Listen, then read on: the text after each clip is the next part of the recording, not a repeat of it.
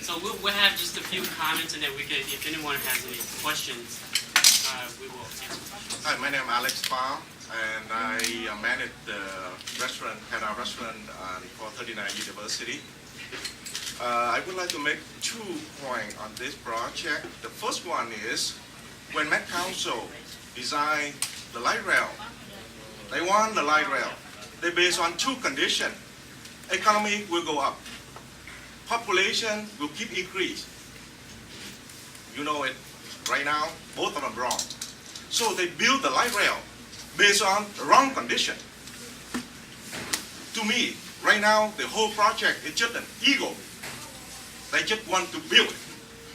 The second point, our budget, our state budget right now is $4 billion in the hole. Sorry, I have to use that. But with the project, they talk about it's about $1 billion. And maintenance for 10 years is roughly another $1 billion. That means $2 billion. So you want, $2 billion if they use it to help the economy, help business, to help people, to improve our economy. No, they want to put it down the hole again. To me, this is the symbol of a waste of the money by the government. That's all I want to make. Thank you. Thank you. At this time, we'll take questions from reporters if anybody have any questions. Yeah, first the media, and then anybody else. So, because I know you guys, we're going to come up here.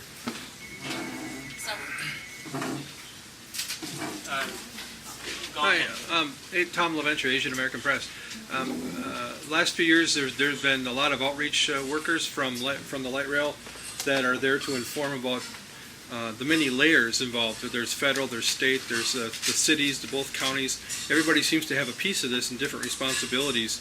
When you talk about light rail and being compensated, are you aware of all these levels and who to approach for what? Or when you talk about the Metro Council, they're not in charge of the whole thing. Right, we understand that. A couple months ago, we had a consultant from Seattle, Washington, come out here. He worked in the light rail project in Seattle, and every government, we all have the same step that we have to take. We have taken every single step that major city like Seattle and Philadelphia and other cities have taken. We have taken every single step. Other places, other major cities took only 2 steps and they got it there. We went all the way down. Well, regardless of who's in charge, Right. there is a way to assist businesses if there is a will to do it. And like Lisa was saying, other cities, they have their light rail projects and they're able to assist their businesses. And so there's all these levels of government, but they all need to work together, come together and say this is a real issue, this is a real problem, and we need to address it. And so it's possible. They just need to think about how they can solve this problem. And right now, because they don't want to admit to it, that's why I don't think that they're making any progress or there are any solutions being proposed. And like I say in my speech, we are calling Met Council out, but it's also the government. Local government? Well, I think at the end of the day, Met Council will have to take the lead on providing a solution to this problem. They can say this is not a priority, this is not part of the project budget. Well, make it part of the project budget. Or if not, it doesn't have to be part of the project budget in order to for Met Council to take the lead and provide a solution. I mean, if they don't want to take the lead on it, I don't think the other local government agencies could take the lead on it.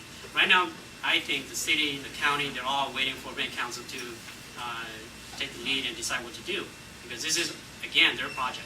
And the impact on the businesses is because of their project. So you can say, they don't have the obligation to work with small businesses. It's true. But any good government, we believe, has a responsibility to work with small businesses that are going to be impacted by this project. And Met Council, this responsibility, they should at least take a part of it. But they're not. We believe they're not doing enough. They're not taking ownership of it. I mean, could you address? Laura had her hand up. How did business mitigation work in cities like Seattle, where did the money come from? And I also wonder how you came up with the 80% figure. That's how much money, how much business you expect to lose. Other states, after all the research we have done, other states lost 60 to 70% of income during construction.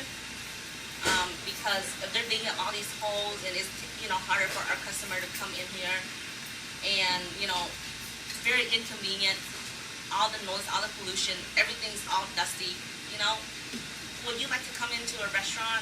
Will you choose somewhere else that is not gonna be like that and eat here, or will you migrate yourself all the way down to university where there's all this construction that's going on? And then with study shows that we do lose 60%, up to 60 to 70% of our losses.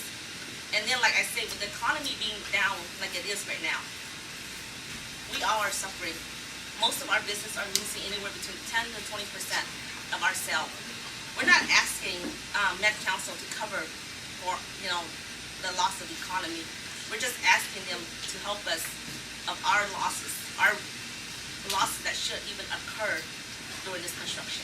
The number 60% came straight from the mayor's office in Seattle. We've been communicating with the mayor's office in Seattle on how to deal with mitigation. They have their light rail project that's wrapping up pretty soon, and that number came from Seattle. Their businesses, the ones, a lot of them went out of business, and some of the ones that are still around, they experienced up to 60% loss of sales revenue in a particular quarter of construction, when construction happens in front of their businesses. There is no one's right or wrong solution for University Avenue. All we can say is that there are solutions. We're not advocating for one particular solution from one particular city. We're saying that Central Corridor officials are not putting their thinking hat on to solve this problem. We're not advocating that we want the Seattle model. We're not advocating we want the Portland model. There are many, many different models, and we have to decide which model is best for the Central Corridor. The alternative, which is nothing, is not a solution. It's not acceptable. And we know, again, from other cities that construction will impact small businesses, and they will lose up to 60% of their sales revenue. In other states, many businesses went under. They couldn't survive it. Right. And the number we have from Seattle is that even though they have mitigation, 15% of their businesses went under. And we don't know without mitigation, how many would go under. I mean, if you look at, for example, Portland, not their latest project, but previously, it was horrendous. So many businesses went under. And from what I understand, their current project or their latest project, they learned from their past project, and they were able to save a lot of businesses.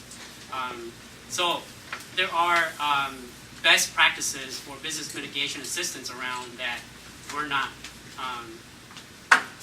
hearing the Met Council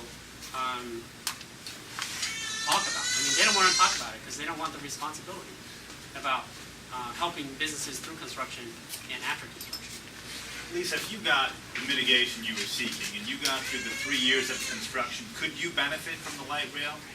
At that point, if you survived the construction phase, could you benefit from the people that the light rail might bring from other areas to this area on University? That is a very hard question. They never bring up because we don't know what's going to happen. They say we're going to benefit from it, but Met Council also say a lot of stuff that they haven't done. I'm hoping that we will benefit from this, because if this project happened, it's not a bad project. It will bring a lot of traffic on University. So we're hoping to benefit